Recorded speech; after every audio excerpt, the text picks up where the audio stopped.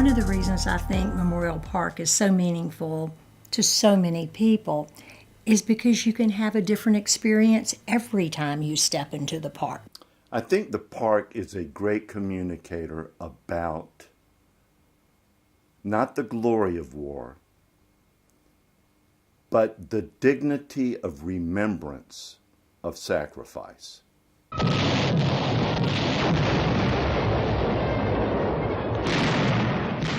World War I was a totally different animal. It was a monster. The European powers of the time had no idea of what the hell they were bargaining for. That we had 1,220 Floridans that died in World War I, and the Rotary Club of Jacksonville felt it was critical enough for those people to be honored with this memorial. It needs to be remembered. The site of Memorial Park today was around the 1890s known as the Robinson property. It was a unkempt, uncultivated, undeveloped piece of land on the bend of the river at a place they call Winters Point. And the city purchased it for $125,000 in 1919. Well, there wasn't that much natural beauty. It was 6 acres, and it was just a big old sand field when they got started. So they had to create a feeling. And gradually over the next 3 years, by 1922, they had started construction. And overnight, this land that had laid fallow for so long became a gardening showplace. And by the time it was inaugurated in 1924, it was one of the most beautiful outdoor gardens in the South. And Nina Kummer, of course, was involved in promoting the beauty of our community, and she had a great friendship with the Olmsted firm. The famous landscape architecture firm in Brookline, Massachusetts, who ascended to their role from their father, Frederick Law Olmsted, who is considered the father of American landscape architecture, the designer of Hemming Park and Biltmore. Of course, Nina Kummer helped an awful lot, and some of the folks in her garden club, but her name comes up over and over again, which it should. By 1919, following World War I, the Citizens Committee had been established with Morgan Gress as its chairman. And when the subject of the statue came up to be commissioned by the Citizens Committee, the Rotary Committee, I really believe it was Nina Kummer who connected pillars to the committee. And his sketches of this remarkable piece that had the deep metaphorical story of life and the swirling mass of people caught up in war times. And that was quite the style at the time. The Beaux-Arts philosophy was all about the emotional significance of a piece of art. Pillar's sculpture sketch was so breathtaking that the committee immediately agreed to let him proceed. What the commitment of the public to this park, and not just the commitment, but the enthusiasm that on Christmas Day, the hundreds and hundreds, if not thousands of people who left their homes and celebrated that grand statue life's unveiling. That was in 1924. Two little girls pulled back the curtain, revealing this nude man standing on a ball, and there was a gasp from the crowd, and then there was roaring applause because it was so beautiful. And it was a place where people would gather, and there'd be art festivals and flying kites and a place to walk your babies. And it was a hub, a central point for Riverside and Jacksonville. By the 1950s, people began to move away from older neighborhoods like Riverside and Springfield and moving out to the suburbs. And so the care and taking stock of the park was much less. And I remember in the 1970s, shortly after we founded Riverside Avondale Preservation, we would do work days out in the park just to clean it up because the city's maintenance was so inadequate.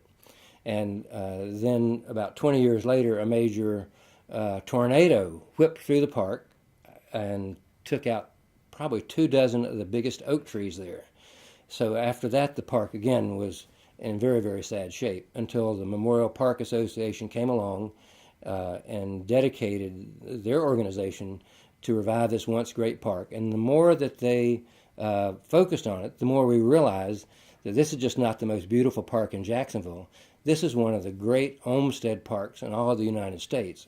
Not until 1986, when the Memorial Park Association was first set up and founded, was there any kind of a group that was looking after the park. I think it was local citizens who wanted to put their mark on the park, the city of Jacksonville, of course, which owns it.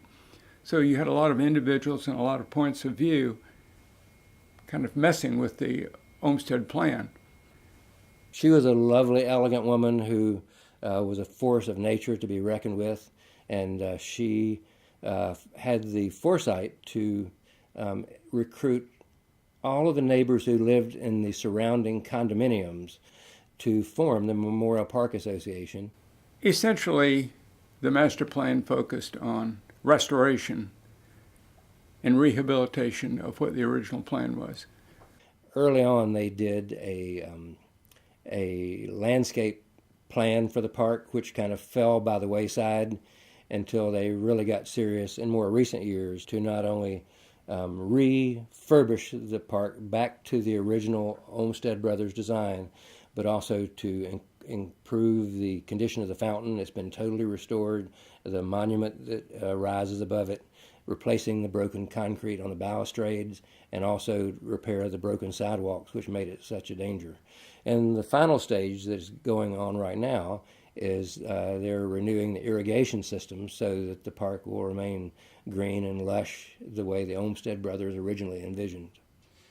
I think it's very important that the public be better educated, and I think that responsibility falls to us, Memorial Park Association.